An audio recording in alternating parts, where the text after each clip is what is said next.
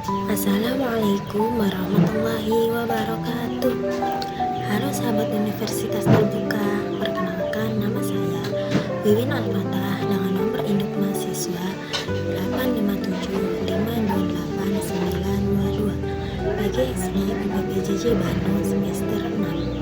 Hari ini saya akan mengerjakan tugas praktikum IPSD yaitu muatan listrik, arus listrik, dan tegangan pada listrik. Tonton videonya sampai akhir ya. Sampai jumpa.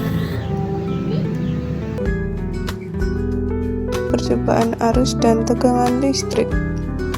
Listrik dinamis mempelajari tentang muatan listrik yang bergerak, yang kita sebut sebagai arus listrik. Arus listrik dalam satu rangkaian dapat mengalir apabila kawat penghantar bersifat konduktor atau penghantar listrik yang baik. Sebaliknya, arus listrik tidak mungkin mengalir jika kawatnya bersifat isolator. Arus listrik ini mengalir karena adanya benda potensial atau tegangan, di mana alirannya bergerak dari potensial tinggi ke potensial rendah. Secara konvensional, arah arus listrik mengalir berlawanan arah dengan aliran elektron. Menurut hukum Ohm, besarnya arus listrik dalam satu rangkaian selalu berbanding lurus dengan besarnya tegangan listrik dan berbanding terbalik dengan besarnya hambatan. Tujuan percobaan praktikum ini yaitu 1. Menjelaskan aliran arus dalam satu rangkaian listrik. 2. Menjelaskan pengaruh tegangan terhadap suatu rangkaian.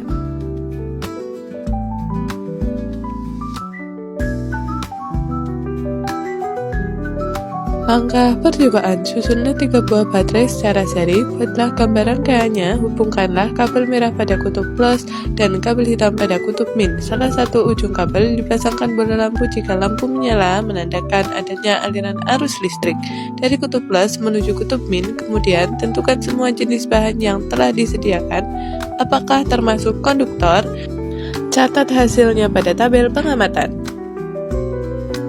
Yang pertama, pada kawat besi. Pada kawat besi, ternyata lampunya menyala karena kawat besi dapat menghantarkan listrik atau konduktor. Yang kedua, kawat tembaga. Pada kawat tembaga ternyata lampunya juga menyala karena kawat tembaga dapat menghantarkan listrik atau konduktor. Yang ketiga, sendok perak. Pada sendok perak ternyata lampunya juga menyala karena sendok perak dapat menghantarkan listrik atau konduktor. Yang keempat, kayu. Pada kayu ternyata lampunya tidak menyala karena kayu tidak menghantarkan arus listrik atau kayu bersifat isolator. Yang kelima, karet penghapus. Pada karet penghapus ternyata lampunya tidak menyala karena karet penghapus tidak menghantarkan arus listrik atau bersifat isolator. Yang keenam, grafit atau mata pensil. Pada grafit atau mata pensil lampu menyala. Hal ini menunjukkan grafit merupakan benda yang bisa menghantarkan arus listrik atau bersifat konduktor. Yang ketujuh, kertas. Pada kertas ternyata lampunya tidak menyala karena kertas merupakan benda yang tidak menghantarkan arus listrik atau isolator. Yang kedelapan, tas plastik. Pada tas plastik lampu juga tidak menyala karena tas plastik merupakan bahan yang tidak menghantarkan arus listrik atau isolator. Yang kesembilan, air keran. Pada air keran ternyata lampunya tidak menyala karena air keran merupakan bahan yang tidak menghantarkan arus listrik atau isolator. Yang ke-10, air garam. Pada air garam ternyata lampunya menyala. Artinya, air percampuran garam dapat menghantarkan arus listrik. Jadi, air garam juga bersifat konduktor. Kesimpulannya, agar arus listrik mengalir, kita memerlukan kawat penghantar yang bersifat konduktor. Bahan yang menghantarkan arus dinamakan konduktor, sedangkan yang tidak menghantarkan arus dinamakan isolator. Dari hasil percobaan, bahan yang termasuk konduktor yaitu kawat besi, kawat tembaga, sendok perak, grafit atau mata pensil, dan air garam. Sedangkan kayu, karet penghapus, kertas, tas plastik, dan air keran termasuk isolator.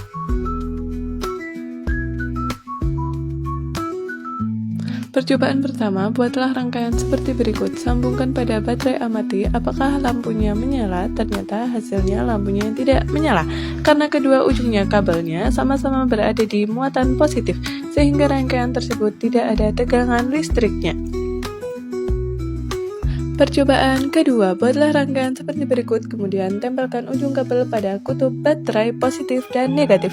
Amati hasilnya, ternyata hasilnya lampu menyala namun agak redup, karena muatan listriknya tidak terlalu besar, hanya menggunakan satu baterai. Percobaan ketiga, buatlah rangkaian seperti berikut, tempelkan ujung kabel pada kutub positif dan negatif baterai.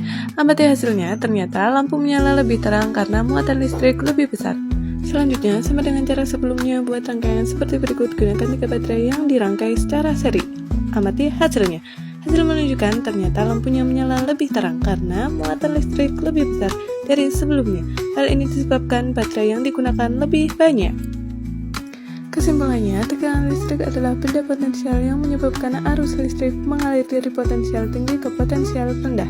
Semakin besar tegangan, semakin besar arus yang mengalir dan semakin kuat efek yang ditimbulkan oleh rangkaian tersebut.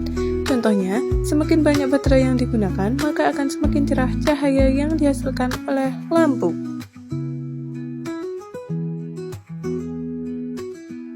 Tujuan percobaan yang pertama menunjukkan adanya muatan listrik pada suatu benda akibat yang timbul dari sifat muatan. Yang kedua, memperlihatkan adanya gaya elektrostatika dua buah benda bermuatan.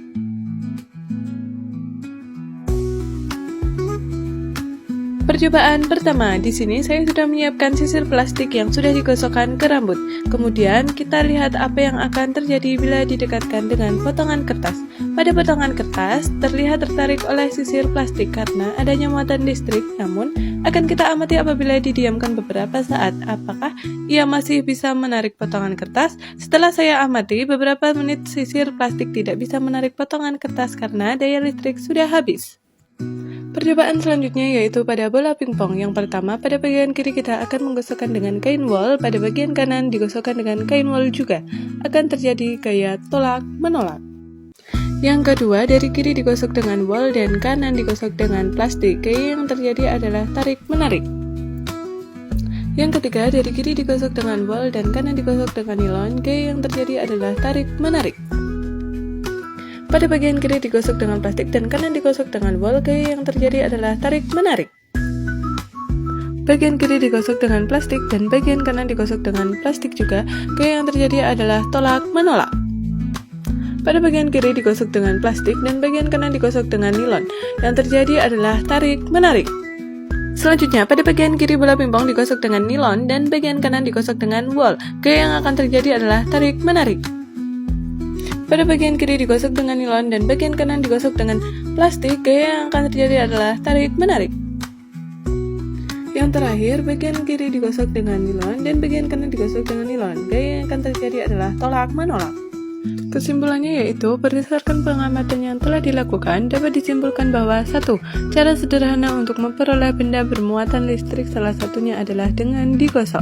2. Benda yang memiliki muatan listrik sejenis akan menghasilkan gaya tolak-menolak. 3. Benda yang memiliki muatan listrik tak sejenis akan menghasilkan gaya tarik-menarik.